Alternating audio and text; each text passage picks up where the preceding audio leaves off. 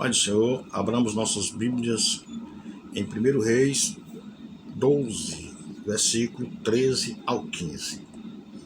E o rei respondeu ao povo duramente, porque deixara o conselho que os anciãos lhe haviam aconselhado, e lhe falou conforme o conselho dos mancebos, dizendo: Meu pai agravou o vosso jugo, porém eu ainda aumentarei o vosso jugo. Meu pai vos castigou com açoites, porém eu vos castigarei com escorpiões. O rei, pois, não deu ouvidos ao povo, porque esta revolta vinha do Senhor, para confirmar sua palavra, que o Senhor tinha dito pelo ministério de Aías, o silonita, a Jeroboão, filho de Nebate. 16. Vendo, pois, todo Israel que o rei não lhe dava ouvidos, tornou-lhe o povo a responder, dizendo: Que parte temos nós com Davi? E não há para nós herança no filho de Jessé. As tuas tendas, ó Israel, provê agora a tua casa, ó Davi. Então Israel se foi às suas tendas, né? Até o 16. Né? Então foi aí onde se deu o início da divisão do reino, né? O reino que antes era unido, agora se dividiu em reino do norte e reino do sul. Né? O norte ficou com Jeroboão e o sul com Jeroboão. Desculpa, o norte ficou com Jeroboão e o sul ficou com Roboão, filho de Salomão. A nação do norte, Israel, cuja capital era Samaria, chegou ao seu fim quando os assírios, sob as ordens de Sargão II, destruíram praticamente tudo ali, levando sobreviventes para a Assíria. Isso ocorreu em cerca de 721 a.C. Esse foi o fim da história do Reino do Norte, Israel. A moderna nação de Israel compõe-se essencialmente de Judá, embora com vestígios de todas as tribos. Senaqueribe, sucessor de Sargão, assaltou e reduziu Judá, mas aos babilônicos coube terminar a tarefa. O cativeiro da Babilônia, né? O Nabucodonosor, rei da Babilônia, destruiu tudo quanto pôde em Judá e deportou os sobreviventes para a Babilônia. Isso teve lugar em cerca de 587 a.C. O retorno de Judá a Jerusalém. Um pequeno remanescente voltou a Jerusalém, começando cerca de 50 anos depois da deportação para a Babilônia. Isso sucedeu quando a Pérsia controlava a região, pois os babilônios tinham sido derrotados definitivamente pelo rei persa Ciro, o Grande. Conquistada e anexada ao seu império tanto a Babilônia quanto a Palestina em cerca de 539 a.C., nos dias de Esdras e Neemias, a cidade de Jerusalém foi reconstruída e a adoração a Jeová foi renovada. Um novo templo, um tanto mais modesto que o de Salomão, veio a existir e o judaísmo conseguiu reequilibrar-se após ter sido quase extinto. Isso aconteceu depois de sucessivas desobediências a Deus, e Deus julga através do exílio, né? E depois eles voltam para Jerusalém novamente, reedificam o templo e reedificam também a cidade. Então, com a morte de Salomão em cerca de 930 a.C., seu filho Roboão foi reconhecido como novo rei de Judá, mas foi rejeitado pelos anciãos das tribos do norte no concílio de Siquém, por causa das medidas repressivas de seu pai. Roboão, que tinha vivido no exílio no Egito, recusou deixar por completo semelhantes medidas. Né? As tribos do norte elegeram o exilado Jeroboão como líder. Dois reinos emergiram, Israel no norte e Judá no sul, divididos aproximadamente ao longo da fronteira tradicional entre Efraim e Benjamim. 1 Reis 12 ao 13.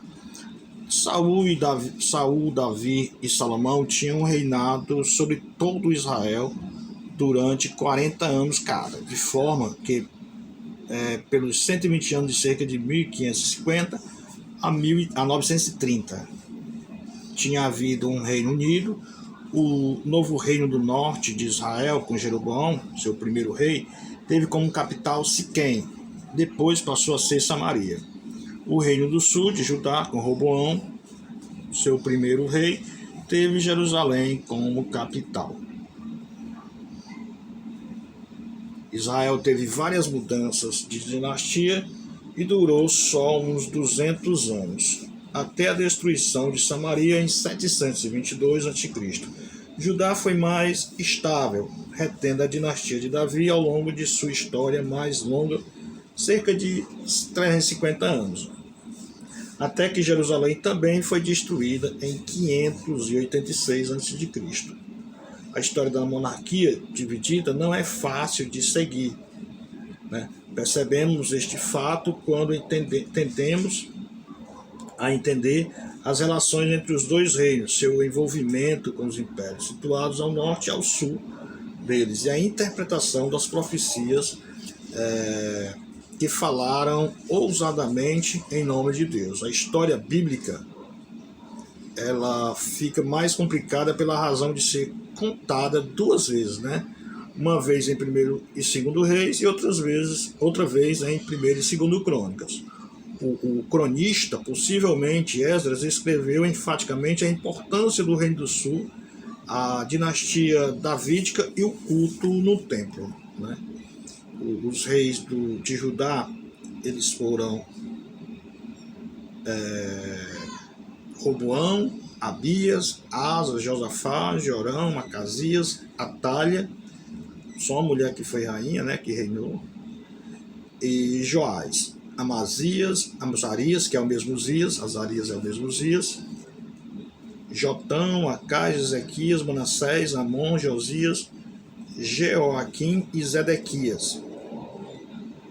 E no reino de Israel, que era o norte, teve Jeroboão I, Nadab, depois veio Baasa, Elá, Onri, Acabe, Acasias, Jorão, Jeú, Joacás, Joelás, Jeroboão II, Zacarias, Manaém, Pecaias, Peca e Oséias, né?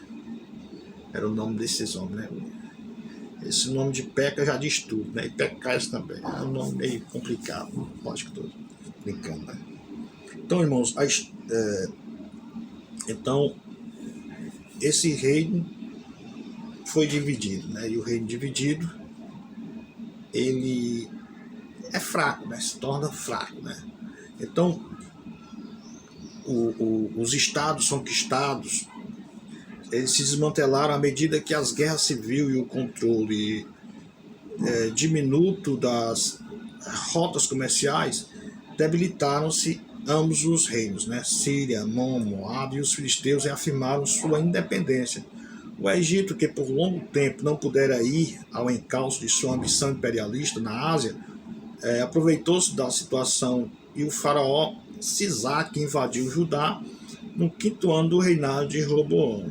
Este ato foi seguido por uma companhia militar de Israel, apesar de Faraó dar asilo a Jeroboão durante seu exílio, né? Então, aproveitando ali a guerra civil, aquele problema diplomático, aquele problema de guerras, né, em Israel e Judá, Sisaque invadiu a terra, né, para saquear, para roubar, né, os tesouros, né, e levar para o Egito.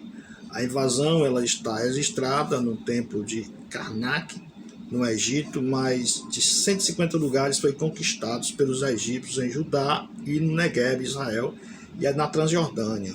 A ferocidade do ataque de Sisaque forçaram Roboão a render-se em Gibeão, a fim de evitar a destruição de Jerusalém. Sisaque se voltou para o norte e conquistou Israel com a mesma facilidade. As fortificações de Salomão se mostraram ineficazes. Uma cidade depois da outra foi queimada, inclusive a fortaleza do Megiddo. Então, foi um negócio desastroso para Israel, né? Eu acho que eles confiaram tanto, né, no Dom de Ferro da época, que Megiddo, fortaleza que Salomão fez, que quando Sisaque veio, não encontrou resistência e queimou tudo, né? tudo que se divide se torna fraco, né? Por que Israel é forte? Porque era unido, né? Por que Israel ficou fraco? Porque se dividiu. E nessa divisão, o inimigo aproveitou para invadir e causar danos à terra, né? E Jeroboão foi o primeiro rei do Reino do Norte, né? Tinha sido um dos servos de Salomão, e a opinião de Salomão sobre ele era tão elevada que o rei o colocou na chefia de recrutamento de trabalhadores forçados. Mais tarde, Salomão suspeitou que havia traição em Jeroboão, e este, a fim de salvar sua vida, fugiu para o Egito, onde foi refugiado por Sisaque.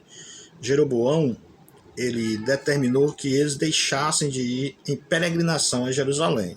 Assim, ele estabeleceu 2 santuários alternativos, um ao norte, em Dan, e outro ao sul, em Betel. Instalou um bezerro de ouro em cada lugar e disse: Veis aqui teus deuses, que fizeste subir da terra do Egito. Por isso, está registrado que Jeroboão é quem fez pecar Israel, né? Então, com medo de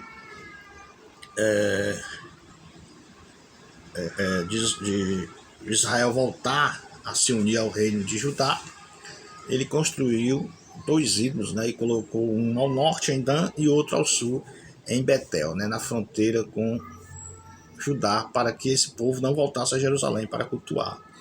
Ele fez pecar Israel porque levou Israel ao caminho da idolatria. Então Jeroboão foi sucedido ao trono de Israel por 5 reis, sobre os quais pouco sabemos, mas em 881 a.C., cerca de 28 anos depois da morte de Jeroboão, e uns 50 anos depois que Judá se separou de Israel, começou a dinastia de Onri. Este monarca estabeleceu uma capital em Samaria e se tornou quase Samaria se tornou quase inconquistável, né? Em uma colina bem fortalecida. Um período de relativa paz e prosperidade se iniciou, mas Onri trouxe problemas para Israel, casando o filho Acabe, né, que o sucedeu, com a princesa fenícia Jezabel, filha do rei de Tiro. Em consequência disso, Israel ficou sob a influência da cultura fenícia, inclusive de culto a Baal. Jezabel não só adorava Melcarte, né, a principal deidade de Tiro, Baal na Bíblia, mas também mantinha os profetas de Baal na corte, e envolveu o seu marido também, né, seu marido Acabe, em suas idolatrias. Ela matou os profetas de Deus, né? Ela matou os profetas de Deus e substituiu os profetas de Deus pelos profetas de Baal. Então, a Jezabel era uma mulher demônio, né? Malvada, né? Ela levou Israel e levou o seu marido à idolatria. Aí a gente sabe que Deus levantou Elias e Eliseu, né, que profetizaram nesse período em que houve esse reino desastroso de Acabe, né? E vamos ler a Bíblia, né, que a gente vai entender melhor, né, no capítulo 2 de 2 Reis principalmente, quem era Acabe, como é que ele funcionava esse negócio da sua idolatria, né, e levar Israel à queda, né. Aí depois Deus levanta uma dinastia, a dinastia de Jeú, né? E a dinastia de Jeú, ela durou pouco menos de 100 anos. Ela foi de 841 a 753, né? A dinastia é a família que reina, né? Por exemplo, nós tivemos aqui no Brasil a dinastia dos Braganças, né? Que foi Dom Pedro I a Dom Pedro II, né? E acabou a dinastia, né? Se tivesse entrado a outra dinastia, seria a dinastia da princesa Isabel com o Conde D, né, que já seria outra família, né, essa família já francesa, né, os Braganças portugueses, né, e Conde D era francês, então nós teríamos já uma segunda dinastia, coisa que não se concretizou. Já em Israel, saiu a dinastia de Onri, com a casa de Acabe, e agora entra a dinastia de Jeú, né, a dinastia de Jeú, a casa de Jeú, ela durou pouco menos de 100 anos, né, perto da metade da duração total do Reino do Norte. Durante os primeiros anos houve guerra quase contínua com a Síria, que pela guerra obteve de Jeú toda a Transjordânia, mas seu neto começou a recuperar este território. Seu bisneto, Jeroboão II, completou o processo, né? Tomou o lugar de volta. Israel e Judá tornaram-se nações poderosas e ricas durante os reinados de Jeroboão II e Uzias, no século VIII a.C. Ganhando de volta o controle das rotas comerciais da região, Jeroboão II reinou em Israel por cerca de 789 a 748 a.C. E como vimos, recuperou as terras tomadas anteriormente pelos sírios, depois que seu poder tinha sido arruinado pelos assírios, né? Ele assumiu o controle da extensa área da Síria. Foi sob o reinado de Jeroboão II que o reino do norte de Israel alcançou seu zênite, né, em termos de poder. Este restabeleceu os termos de Israel desde a entrada de Amate até ao mar da planície, o Arabá. 2 Reis 14:25. A paz trouxe prosperidade, luxo e liberdade de ação. Os santuários se aglomeravam com peregrinos e Israel parecia estar experimentando um súbito crescimento religioso. Mas os profetas só viam a injustiça e a imoralidade dos líderes que governavam a nação. Amós, o primeiro grande profeta do século VIII a.C., era um pastor simples do sul, mas a palavra de Deus o propeliu para o reino do norte, a fim de anunciar a hipocrisia de Israel. Amós 5:21 e ao 24. Né? Já no reinado do sul, os livros de Reis e Crônicas, eles fazem um relato, né? Não foi tão colorida, né? A história não foi tão colorida.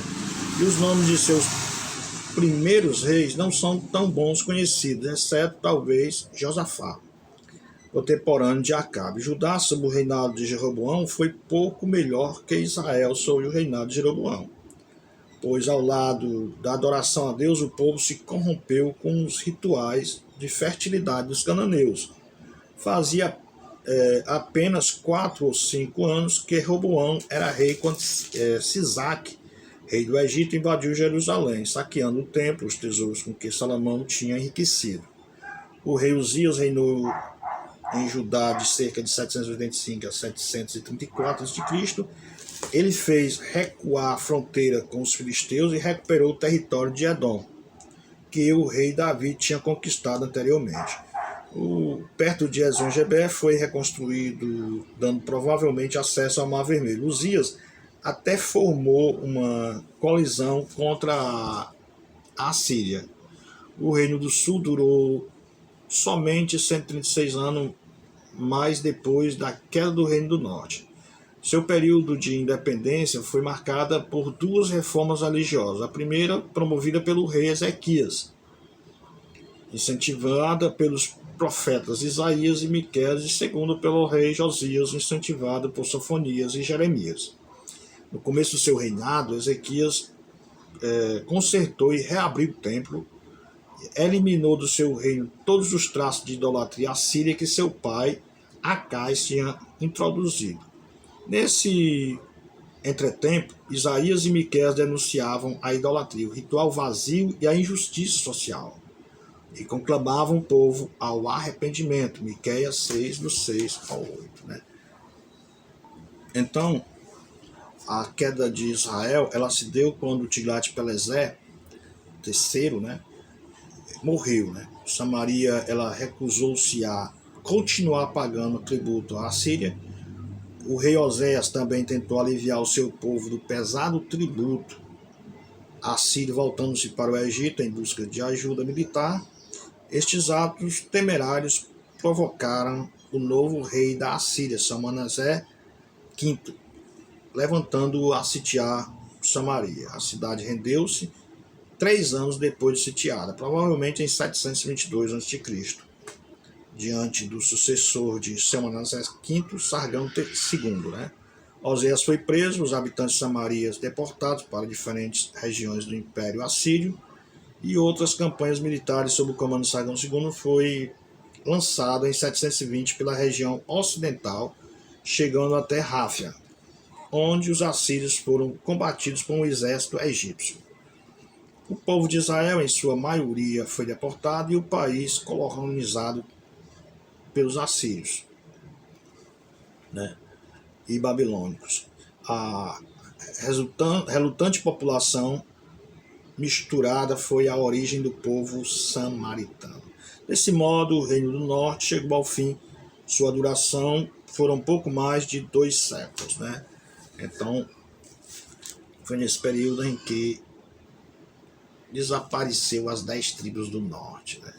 Na verdade, os caras já estavam desaparecidos, porque abandonaram a Deus pelos ídolos. Então, foram levados, não foi os fiéis que foram levados, foram os idólatras, né? Eles já tinham se envolvido nas idolatrias, já tinham se misturado com as outras nações.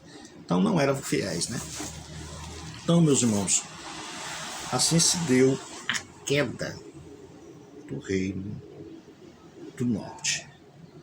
A campanha militar de Senaqueribe foi também contra Judá, cercou Jerusalém, como todos sabemos, e Sargão II, rei da Síria, foi morto na batalha no ano de 705 a.C., e o filho dele, Senaqueribe, sucedeu ao trono. O rei Ezequias de Judá usou a oportunidade da morte de Sargão II para reunir aliados contra a poderosa Síria.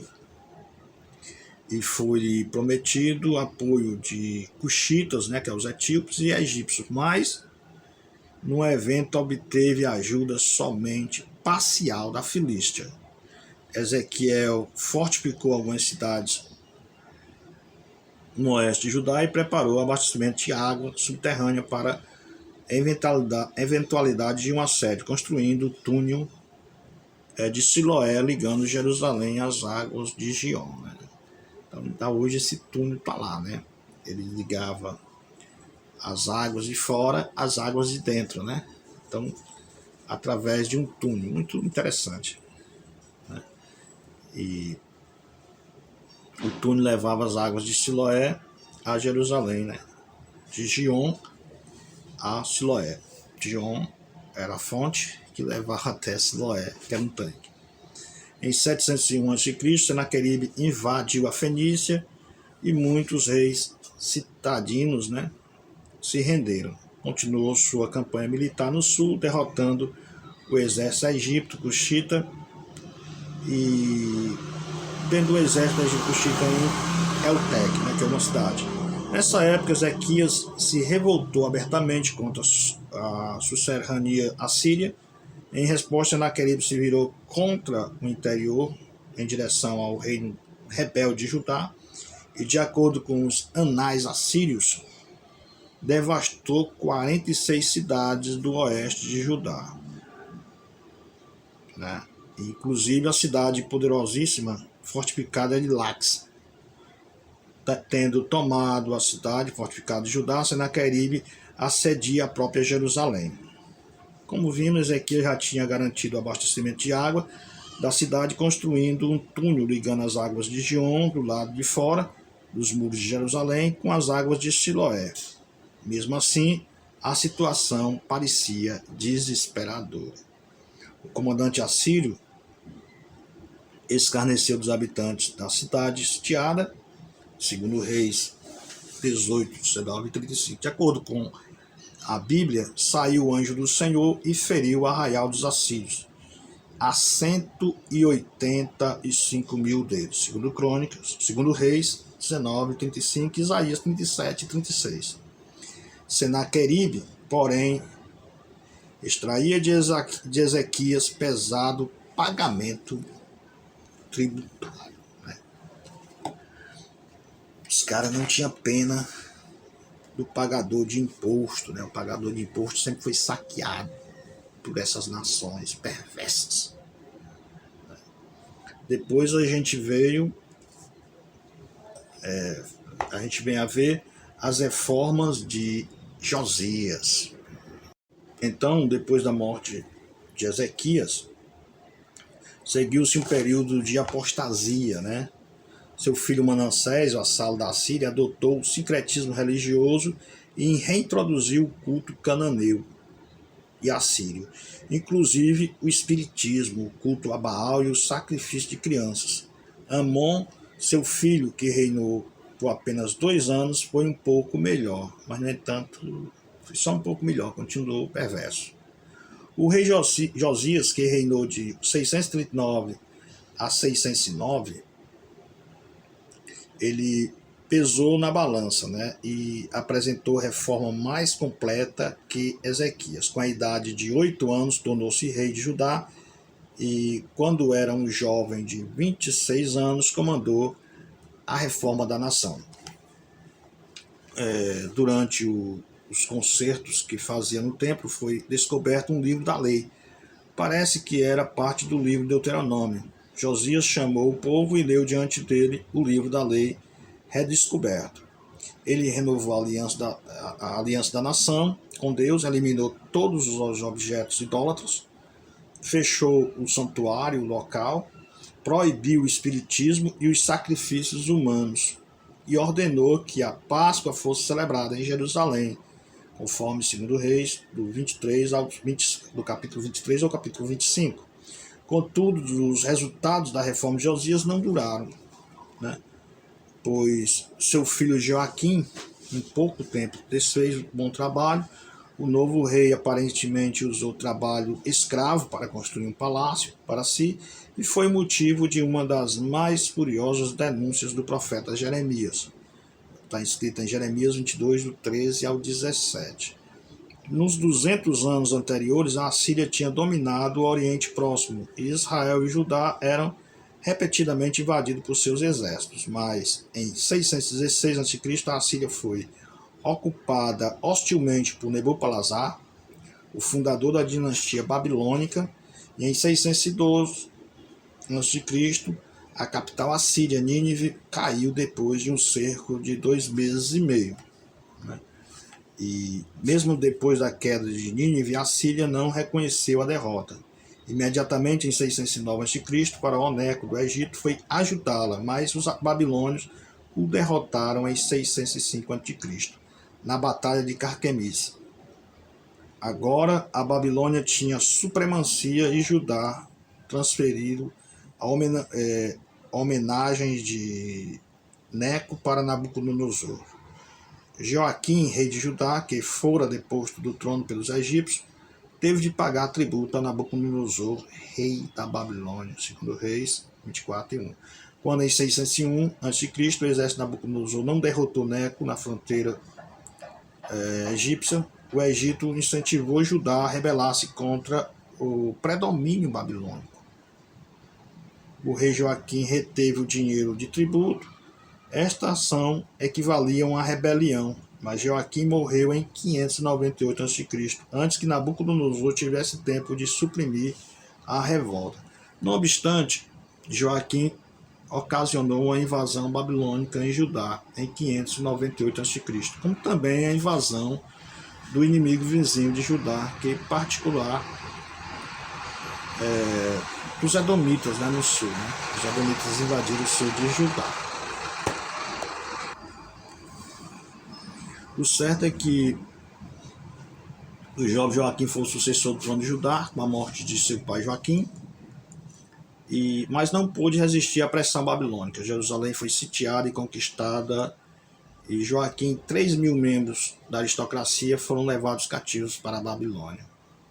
Junto com os tesouros do templo, entre os exilados estava Ezequiel, o profeta e sacerdote, que tinha predito a partida da glória de Deus do templo por causa do pecado de Judá. Nabucodonosor designou Zedequias, da família de Josias, como rei fantoche de Judá. Ele era fraco e indeciso. Ao mesmo tempo que conselheiro de Zedequias lhe aconselhava voltar-se para o Egito em busca de ajuda, Jeremias insistia que a única esperança de Judá fazia em submeter-se à Babilônia. Em 589 a.C., Zedequias se rebelou contra a Babilônia. Ofra do Egito entrou em combate com os babilônicos no oeste, mas foi derrotado. Em 588 a.C., Jerusalém teve de suportar um segundo cerco. Jeremias continua exortando a rendição, ocasionalmente para si primeiro a prisão e depois uma tentativa de assassinato. Apesar de aguentar por quase 2 anos, os muros de Jerusalém foram rompidos e a cidade caiu. O magnífico templo de Salomão foi destruído pelo fogo. Os habitantes de Jerusalém foram levados ao exílio para diferentes regiões da Babilônia, mas muitos parecem ter resolvido estabelecer-se junto ao rio Quebar, né? Segundo Reis 25, do 1 ao 12. O minúsculo remanescente de Judá que ficou em Jerusalém foi colocado sob o governo de Gedalias e Jeremias continuou exortando a submissão à Babilônia. Gedalias foi assassinado e os sobreviventes fugiram para o Egito, arrastando Jeremias com eles. E assim se deu a queda de Judá, né? E a restauração, o cativeiro babilônico de Judá durou aproximadamente 50 anos, embora os exilados tivessem sido deportados violentamente, parece que desfrutaram de liberdade considerável na Babilônia. A provação mais dura foi a religiosa, porque se sentiam espiritualmente à deriva, separados dos templos e dos sacrifícios. Em 559 a.C., Ciro II subiu ao trono da Pérsia. 9 anos depois, derrotando o exército Meda, ele também se tornou o rei da Média, unindo os Medas aos persas. Em 546 a.C., Ciro derrotou o rei da Lídia, Creso, e anexou a totalidade da Ásia Menor ao seu império. Os exilados judeus devem ter ouvido falar das façanhas de Ciro, com as expectativas crescentes de que a libertação da Babilônia viria logo. Os profetas sempre acrescentavam visões de esperança em seus avisos de destruição. Isaías 40 ao 55 fala sobre isso. Por volta do ano 539 a.C., a salvação há muito desejada veio. Belsazar, rei da Babilônia, viu-a escrita na parede naquela mesma noite, a Babilônia caiu diante dos persas. Imediatamente, Ciro emitiu 2 decretos autorizando os judeus exilados a voltar para casa, né? E reconstruir o templo. Esdras 6, do 3 ao 5. Tais éditos são complementares, coerentes com a conhecida política de Ciro. Contudo, nem todos os judeus exilados tiraram proveito do decreto de Ciro e aceitaram a repatriação. Muitos ficaram na Babilônia. O livro de Esté conta uma história dramática sobre algumas dessas pessoas durante o reinado de Assuero, que é o Xerxes I, que regeu o Império Persa em 486 a 465 a.C. Então, com Esdras e Neemias e Zorobabel, né, voltaram a Jerusalém. Então a gente tem que ver também que quem voltou para a reconstrução de Jerusalém foram os bons, né, foram os melhores, foram os judeus piedosos, foram os melhores dos melhores que voltaram para Jerusalém. Reconstruíram o templo, começaram pela vida espiritual, depois reconstruíram a cidade. E a restauração de Judá ela ocorreu em 3 fases. Na primeira fase, Zorobabel voltou em 538 a.C. para restabelecer o templo. Depois Esdras em 458 a.C. para restabelecer as leis. E por fim Neemias em 445 a.C. para reconstruir os muros da cidade. O primeiro principal grupo de judeus deixou a Babilônia e voltou para casa em 538 a.C., liderados por Zorobabel, neto de Joaquim, e por Josué, sumo sacerdote. Assim que chegaram a Jerusalém, construíram um altar de holocausto e puseram as fundações do templo. Mas o entusiasmo inicial de que voltaram para reconstruir Jerusalém foi sendo gradualmente substituído por ansiedade acerca das hostilidades dos vizinhos, que se ressentiram com a volta deles. O trabalho de reconstrução do templo parou por aproximadamente 15 anos. Né? Os trabalhos foram retomados, em grande parte devido a incentivo dos profetas Ageu e Zacarias. Ageu reprovou o povo por construir essas próprias, né? As suas próprias casas, né? E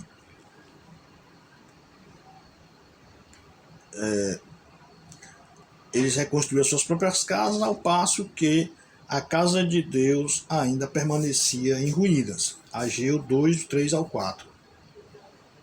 Ambos os profetas censuraram severamente aos judeus por se preocuparem mais com o conforto próprio do que com a restauração das instituições religiosas.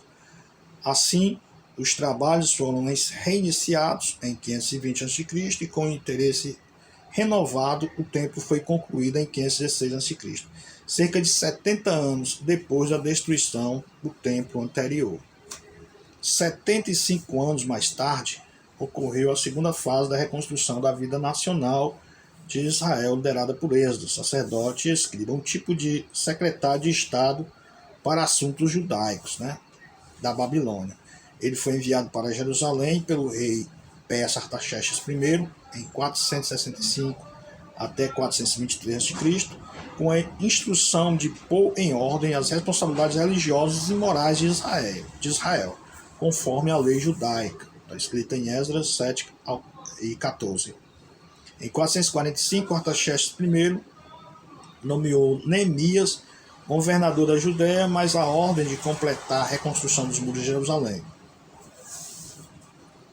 Em Neemias 2, 17 e 18, a fim de dar maior proteção contra, entre outras, Sambalate, governador da Samaria. Neemias 4. Como vimos, depois da queda do Reino do Norte, em 720, os assírios levaram para lá, provenientemente de outras terras, a maior parte das pessoas de Samaria. Esses indivíduos se consideravam judeus e habitantes legítimos da Palestina. O ressentimento mútuo entre os judeus que voltaram da Babilônia e os samaritanos adentrou nos dias do Novo Testamento. Então, é uma história longa, e cheia de conflito, a história do retorno de Israel. Quando voltam, encontram os samaritanos. Os samaritanos estavam na terra misturados, porque vinham de outra terra que agora tinham sido desterrados de suas terras para as terras que antes pertenciam aos judeus, ao povo de Israel. E o povo de Israel tinha sido levado, mas tinham ficado alguns, se misturaram, E daí criou-se os samaritanos. Esse conflito entre samaritanos e judeus, que era tido como judeus não legítimos, ocorreu por todo o Novo Testamento. Paz do Senhor e até o próximo